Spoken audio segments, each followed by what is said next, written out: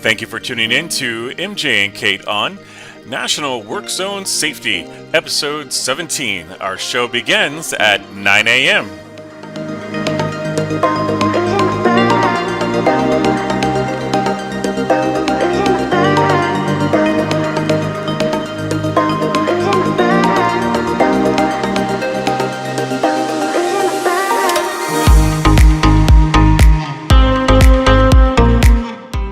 Are you curious how much more your home is worth today? Look in the comments for a link to talk to Michael J. about your current home value.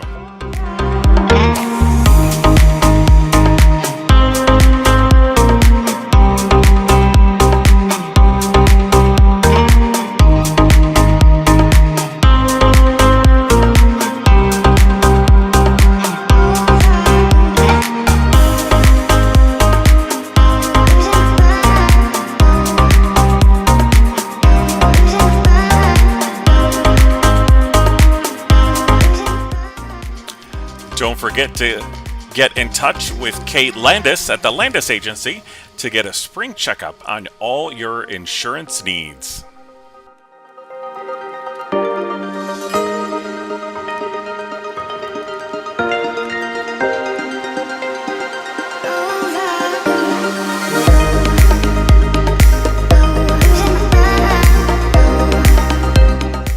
Jay and Kate, Episode 17, National Work Zone Safety.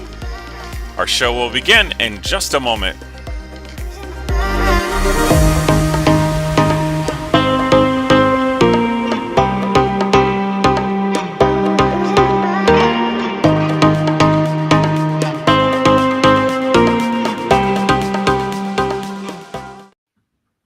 Hey, we're live. Hey, Kate.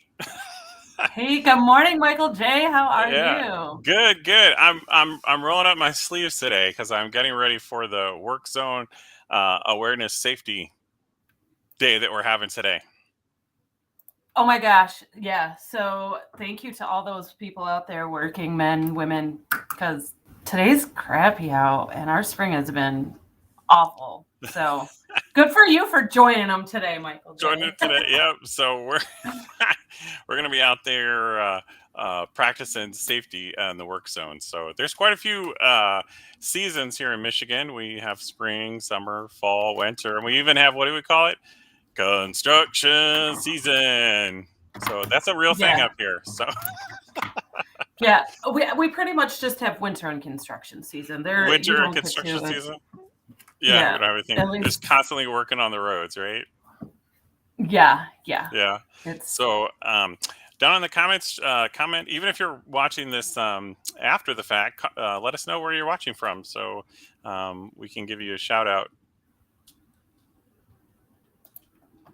Yeah, and today I am trying something new. What are we? We're 17. A third of the way through. Yeah. And I am trying something new. So I definitely need outside feedback as to sound quality and if I'm lagging or not, because I'm in a new office, so I haven't quite figured out the Wi-Fi speed.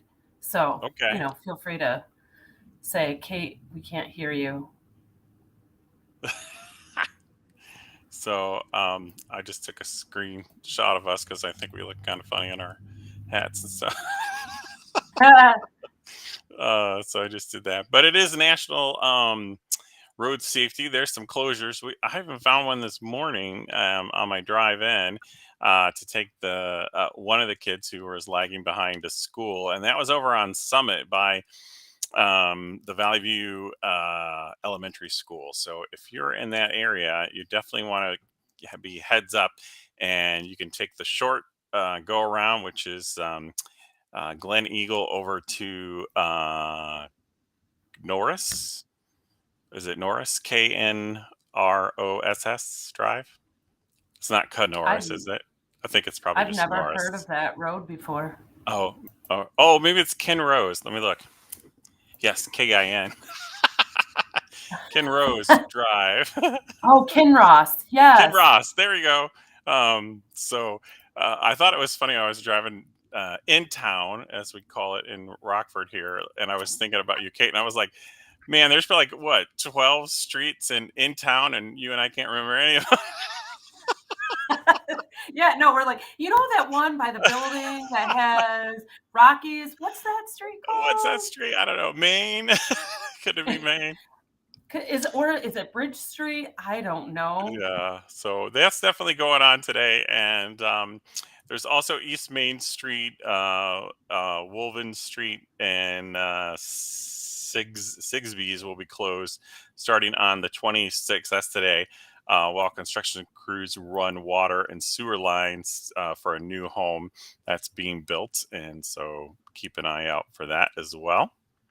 And I think that's all the like super local closings that we have here today. So, um, Well, if you're like me and have a commute almost every morning, unless I choose to work at home, which I generally don't choose to work at home, um, I get to take construction every main road that I go.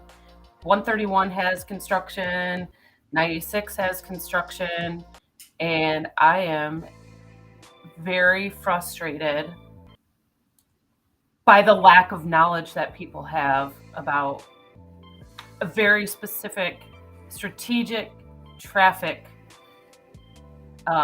what's the word, like a strategy or something like that, the or road. merging, yeah, merging. So, Yeah. yeah, I'm gonna work on that for. Give me just a minute, so you can maybe talk about something else Is for that just what a the second. hip hop music is in the background?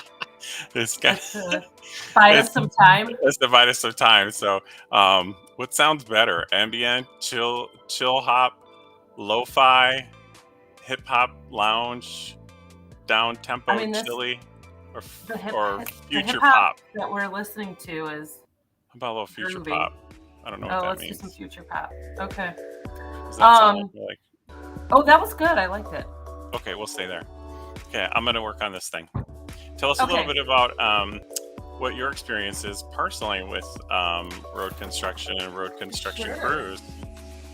So I used to work road construction back in the day. It was one of my very first real jobs. I don't think I was in college. Maybe I was in college. Oh, look at my desk is messy. We're not going to show that. We're going to go back to the dual screen. Um. So yeah. Uh, I think I changed I something was. because I'm like zoomed in today. I don't know what's going on. Usually you can see my whole like experience behind me, but not today. Oh, it looks great. I think it's a good. I'm feeling a little short though. So anyway, Are you- high school. Maybe I was in high school. Maybe I was in college. I got an awesome job making what back in the day was a boatload of money. Working road construction. I think I was making $7.50 an hour, and that was well above minimum wage. Um, but yeah, I was working road crew. I was the stop and go girl. So you would be surprised at how many people are not nice to the stop and go girl or guy. So I worked opposite. The guy that I worked with, he was on the other end of the, like when you're on county roads, they yeah. close down to just one lane. And so you have a stop and go girl or guy. And you might be wondering, well, how do they know like when it's okay to go? That job was probably the most boring job I ever had, but it was probably the most intense because I was responsible for keeping people safe. And I had to remember the last vehicle that went by, what the color was, and the make and model of it. That is a lot of pressure for a 18-year-old person to. You know what? I bet it was after like the summer I graduated high school. I don't know. Yeah. It doesn't really matter. Anyway, so one of the things that I did when I was on road crew was I live up north, right? I grew up in a small town in the middle of nowhere. The excavating company I worked for was buying dirt from a deer hunting place where people from the city go to hunt Which, by the way, if you get a deer in one of those things, you're not a hunter. That is, you didn't do anything to earn that deer. So, sorry. Hashtag sorry, not sorry. Is that what it is? You're not a hunter if you have to hunt things that are fenced in. But anyway, so our excavating company was buying dirt from them or something, like they were digging things out. And so the gate had to stay open.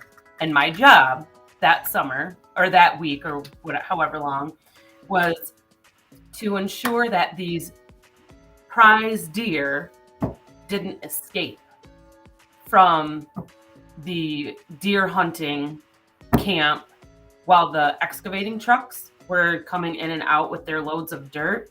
So Okay. basically, what I did was I wore my shorts and a swimsuit, and I sat on the hood of my car and sunbathed all day long. I might have read a little bit. I probably took some naps because it was actually the summer after my sophomore year of college. Um, Mm-hmm. and um, I that's all I did all day long. And I am so glad that I never saw a deer because I don't really know what the excavating company thought I was going to do, but I was not going to confront a deer.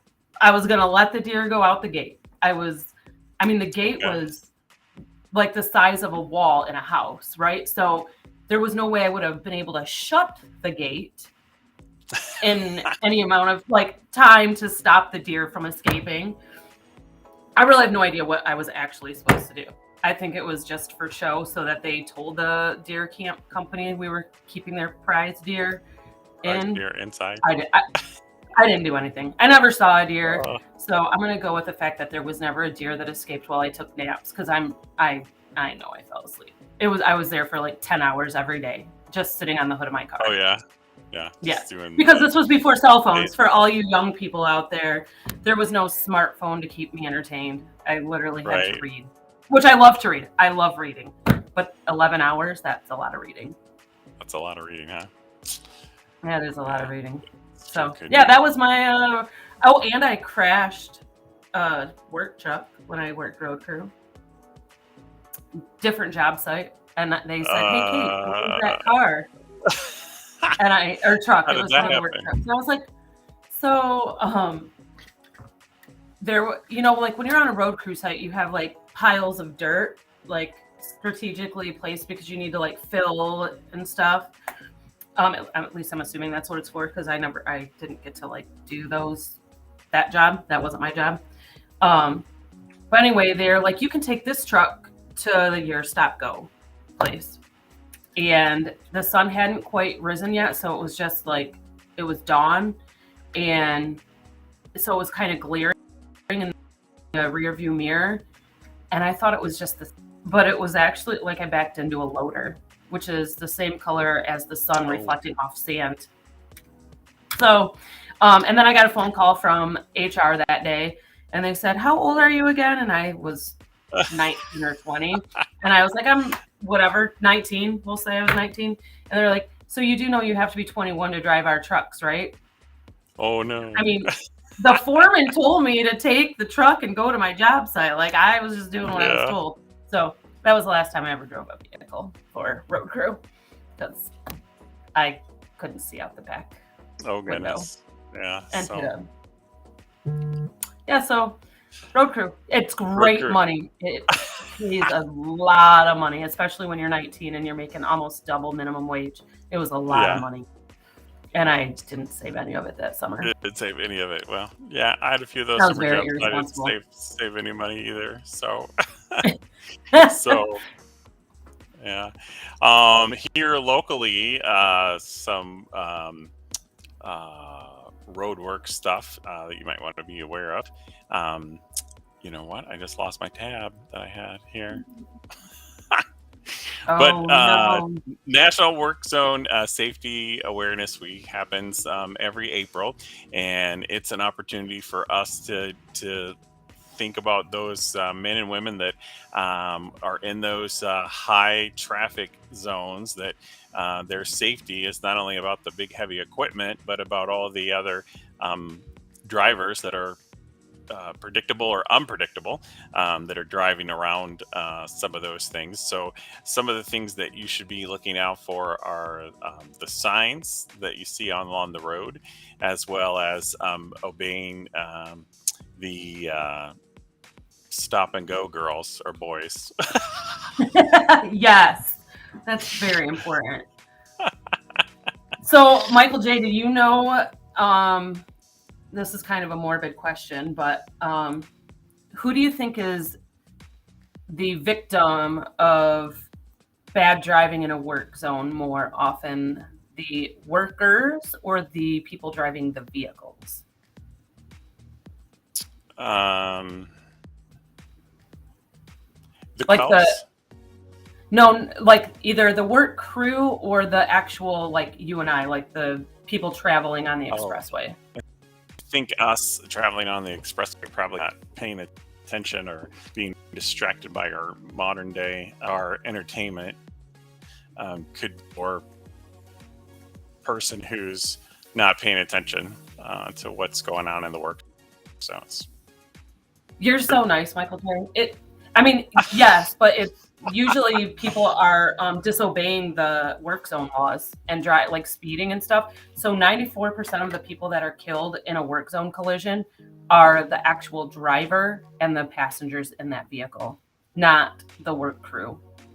So when Oh, you're okay. getting all irritated on the expressway, um, and you think weaving in and out of traffic and drive like I don't know if you've ever seen people driving on the shoulder of the road in construction to try and avoid the backup.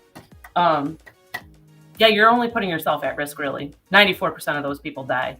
So, well, okay, not those people, but the injuries are and 94% of the people that are killed are just regular drivers who are Drivers who aren't paying in attention. a rush. Yeah, they're in a rush Yeah. or they're paying attention and Yeah. they think they're better than everyone else, so they can just speed and it doesn't matter. Yeah. So So here are a lot some of us tips. were okay. Give us some tips. Slow down. That's the number one tip. Okay. Most people are driving too fast in work zones.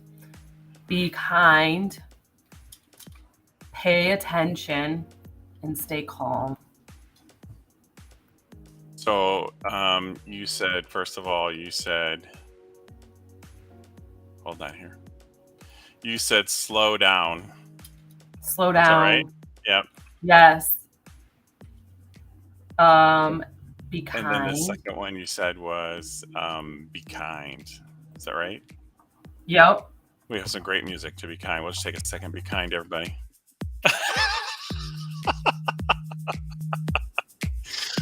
And what was the third one? I'm overtaxing my system here. Oh, pay attention. Pay attention. Okay. Let's see if I got that spelled right. You do. Nice work, All right. Michael J. All right, cool. Yeah, so 6 seconds, or actually, yeah, 5 more seconds and we can 5 do more the seconds. launch here. Okay, and Yeah. then this music also, in addition to being kind, you should stay calm, my dude. Stay calm. Got it. I'll stick that one up there. So the trick is, how do you do all of those things when you've got kids in the car crying, someone needs to go to the bathroom, you're hungry, you're almost out of gas? What do you do, Michael J? I'm almost out of gas. How do you stay calm if all that's going on? That's a lot going on in the car. And you're like the most calm person I know. So I'm Oh, really? I'm literally asking. Yeah, I feel like you've probably got some good tips. Between you and Sherry with all the road trips you guys take, I bet you've got some great road trip strategies. Calming things. I think it's isolate. I don't know. For me, it's like I can just if like the dogs are barking, the kids are screaming, and everything's going on. I could turn on some music and focus on the music and not anything else in the car. But then that overloads Sherry because then it's too many things competing for one another, and she never understands how come adding a noise can can calm the rest of the noises. But it's just the way my brain works. You can focus on one noise and not the other. So what you're saying is when you're stressed out, like I do this when I'm driving. When I'm stressed out, I'm like trying to find something, and I'm like, okay, which exit am I going to take? I turn my radio down because somehow I think that makes you me pay more attention. But yeah. Not for you, huh? It's like you turn the radio down when you're looking for an address, right? Yeah. Yes. When you get close, you gotta turn down the radio so you can concentrate. Yep. Yeah. So one of the things that we had mentioned is that we've had good and bad experiences merging into traffic, and there's something called the zipper merge. Do you want to set it up? Yes. So this actually happened to me yesterday, and I wish I was not the driver because I would have recorded this. I was so mad. And I actually, so mad, in fact, that I wanted to try and get Stephen Atwood on because he's a semi-driver. And I want to know why they do this. So a zipper merge, people, is where you are supposed to stay in the left lane and go in to the right lane at the end, or I should say at the beginning of the work zone. Yesterday, so it actually happened twice. One was done right and one was done wrong. On 131 South, on my way to work, the traffic was backed up past West River Drive exit. And all these people are just staying in the right lane. And I was like, I got things to do. So I went in the left lane because it was wide open. And the backup anyways, so I did that one correctly and got over into the right lane at the beginning of the traffic zone. Yesterday, after I got on, like I was on 131 and then got to 96, turned on to 96, and same thing, zipper merge, and there was a semi that was in the left lane. I like to call them left lane vigilantes. And this semi was intentionally basically stopped in the left lane and not allowing people to use the zipper merge. I want to know, to our one listener out there today, are you the left lane vigilante, or do you use the zipper merge like you're supposed to keep traffic flow going? That's what I want to know. Inquiring minds need to know. Michael J., which are you? I'm definitely a zipper merge. I'm staying in my lane until it's time to get over, and then I'm getting over. It doesn't make any sense to me to back traffic up miles and miles and miles to be in the single file lane when you can have two lanes taking their turns. It would be much faster if that's going on. And actually, I have a little video about it. Well, real quick before the video, don't you think it's just maybe because people in West Michigan are too nice when they're driving? So they think that it's respectful to get over, because if they're over in the right lane, then I should get over too, out of kindness? I don't know. Or do you think they're just not educated? I think they're just not educated, maybe, to do that. Which doesn't make sense because it's a construction state, right? We just got to fix the damn roads at some point, Yeah, that's right. That's right, Michael J. Okay, now you can show the video. Sorry. Okay, yeah. I'm not jumping the line. I'm just using the road. We gotta stop the music. Yeah, we do. West Michigan drivers, take note. This guy has a message for you, especially if you're an early merger in construction zones. He turned to 24-hour news 8 after an aggressive lane blocker nearly ran into him, and he almost hit a wall.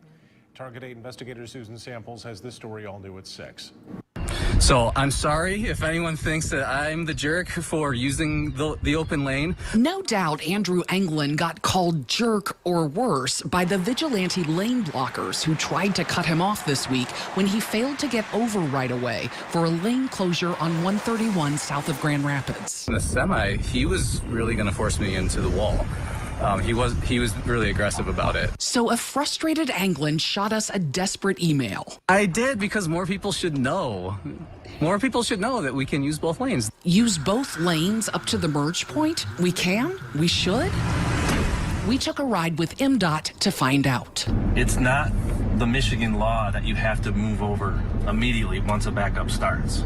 Not Michigan law, but MDOT construction engineer Nate Van Drunen says drivers here do tend to get over as soon as they can and get mad at those who don't. It's definitely look at that. a very strong mindset that people have. And the zipper merge is a major change in mindset. The zipper merge. It's what Andrew Anglin was trying to do, and it's a technique other states are promoting heavily. We're going to tell you about the zipper merge, the correct, safe, and polite way to merge within construction zones. In a zipper merge, drivers are instructed to use both lanes up to a single merge point and then take turns merging into the open lane like a zipper. So the number one goal is reducing the queue length or the length of the backup. It's also safer because it helps traffic flow at a more consistent speed. Everybody stayed moving. MDOT clearly designates certain zipper merge sites, like this one on East 96 west of Leonard. But the agency says if it's not a clearly marked zipper zone, drivers should merge when they think it's safest based on traffic flow. What they should never do, says MDOT, is try to take the law into their own hands by blocking the open lane. I was a little put off, and I was also put in danger. Not only slowed down, but put in danger. Fortunately, he was able to avoid those. That's the video that we had. Yes. Stop being the left lane vigilante. You're the left lane vigilante?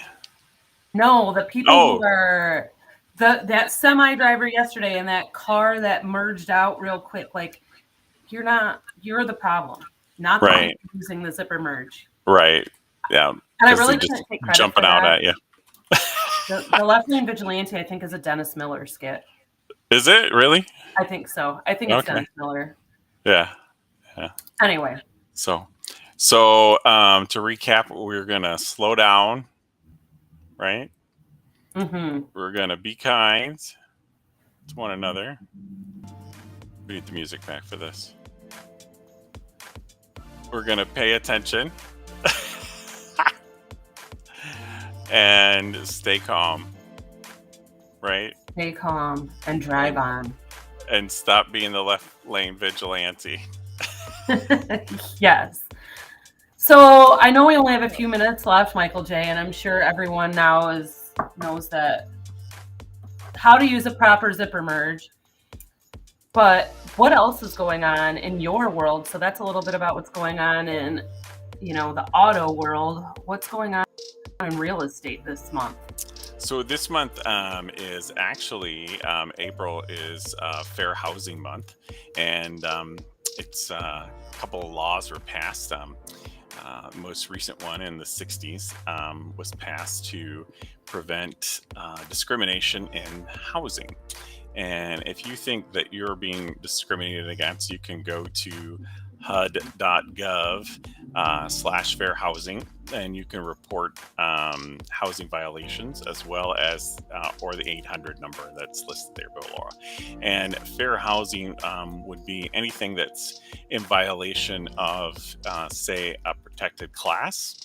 And those include race, color, religion, disability, familial status or family status, national origin, or your gender. And so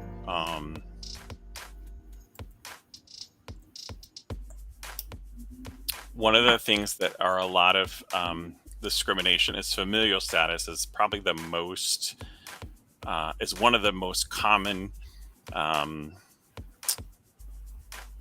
ones that probably come up, where people might only rent to a single individual or might only rent to somebody who has is like a married couple, and not necessarily somebody who might be a single person with children or a single person with multiple children. And that tends to be one that comes up most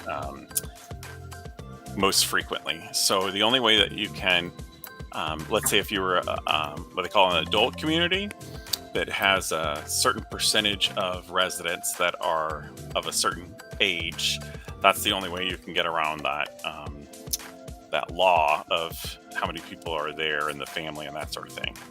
So otherwise, you have to provide for all of that. So, and notice that I said you can't discriminate against sex, but in the Michigan law, and until they change it, it doesn't say anything about discriminating about sexual orientation. So that's not something that's actually considered a protected class in Michigan until they change the law. So.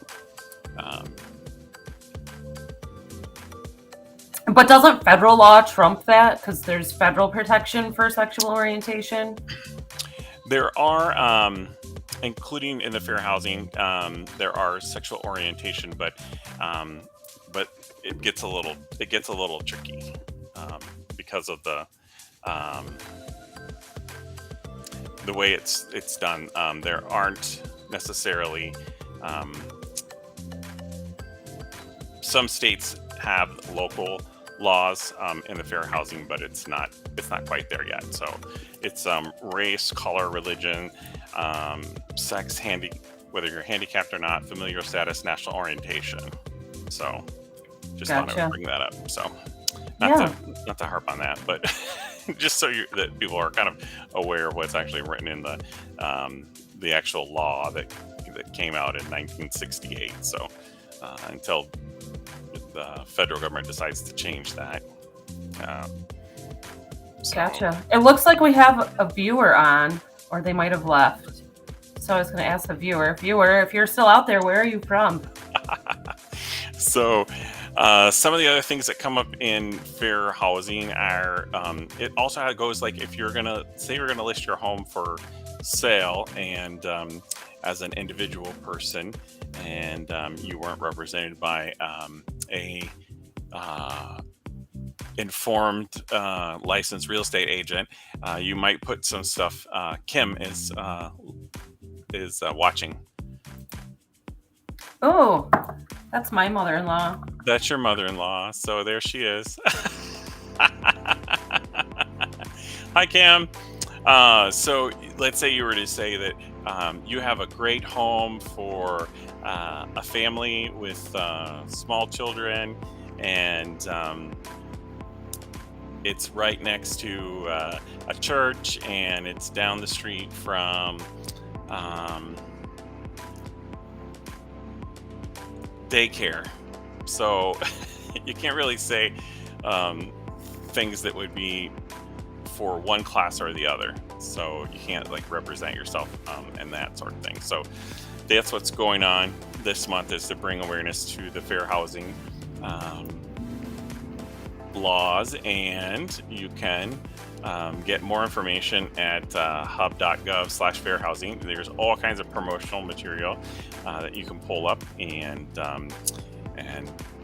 learn about fair housing. Well, awesome. I feel like we packed a lot of information in this 30 minutes today. So I'm tired. I feel like I worked hard. No pun intended. No pun intended. Was it intended? Possibly a little bit. So what do we got going on next week, Michael J? Do you know? So next week we will be talking about it's the 1st of May. And so we'll be talking about May the 4th be with you and Cinco de Mayo. Yes. And it's not Mexican Independence Day. It is not, but we'll talk about it then. Margaritas at 9 a.m. I'm just saying. It's 5 o'clock somewhere. It could be a juvenile one. Yeah. A kid-friendly margarita. A non-alcoholic. There you go. Yeah. There we go. Mimosas. Mimosa margaritas.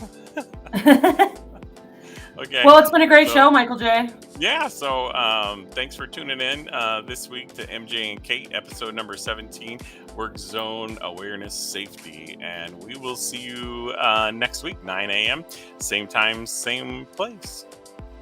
Bye, everybody. Bye. Take care.